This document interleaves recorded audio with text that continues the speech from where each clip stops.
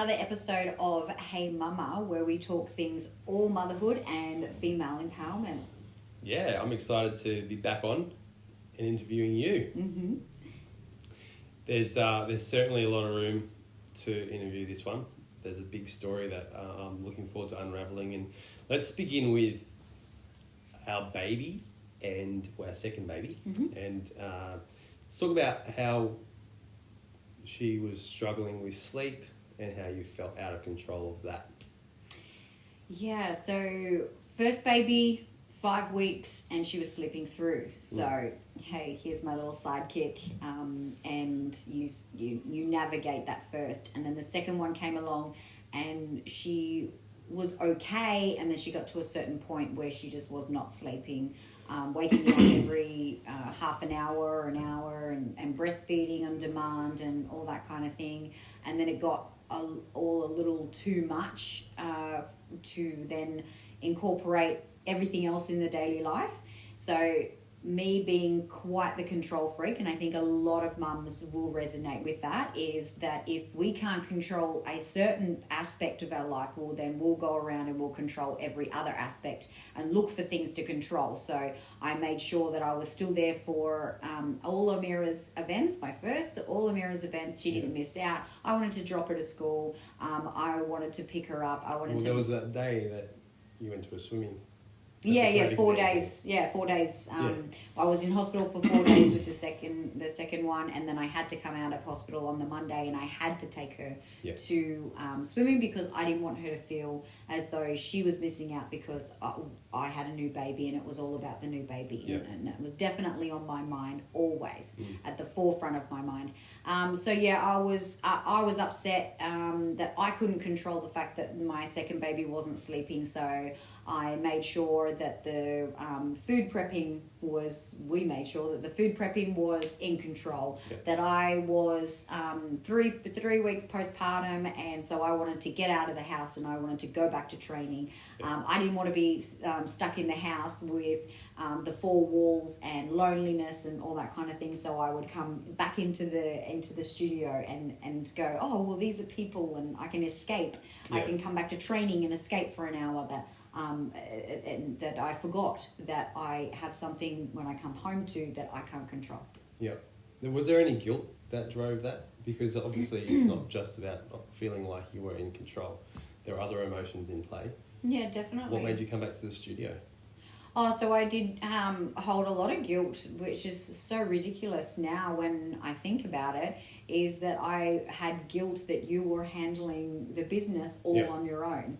Yeah. So I felt like I needed to play a part and still come in and help out wherever I could, instead of just focusing on me and my little one. Yeah. Yeah, so I take that on myself. Yeah, so if you're listening and you don't know us, we ran a personal training studio in Dubbo. It was probably the best personal training studio, I'd say, for ourselves for a while there. That was the main business of ours, and we ran that right up until almost the pandemic, COVID. 12 months out of the pandemic. 12 months out of the pandemic. Ironically. Yeah, and a lot of the breakdown of that business had to do with the breakdown within our home as well. That you'll listen to over the course of this podcast series. What broke you out of that cycle of trying to be in control of everything? Was there anything in particular? Did you need something to happen? Because looking back on it, in hindsight, it was pretty unsustainable. Having a baby that wasn't sleeping, trying to train, trying to make sure the food was on point inside the house, make sure the house is clean, be part of the business. And was there something that you needed? So be a parent to two children, be a wife. Yeah. So I imagine there'd be a lot of mums listening to this, and even dads who maybe have wives who are struggling with this. Was there something that you needed to break that whole cycle of trying to control everything? Yeah, definitely. When I got very, very sick. Yeah. So when I fell apart and everything fell apart, then that was a big wake-up call. Yeah. Yeah.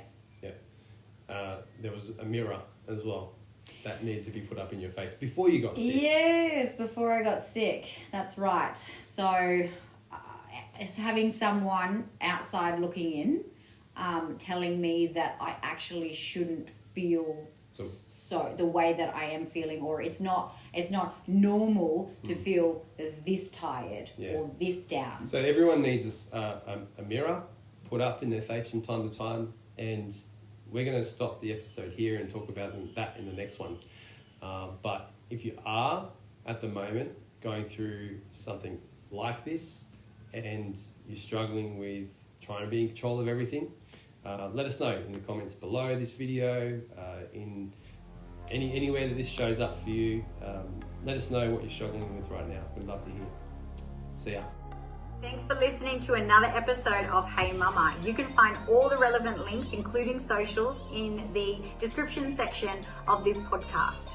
If you want to find out more information about how I can help you build your best body after babies, then visit my website, www.thefitmummethod.com, for more info. Lastly, before you leave here today, if you've enjoyed listening, then please subscribe and share so you can help me to reach out to those mamas that also need to listen too.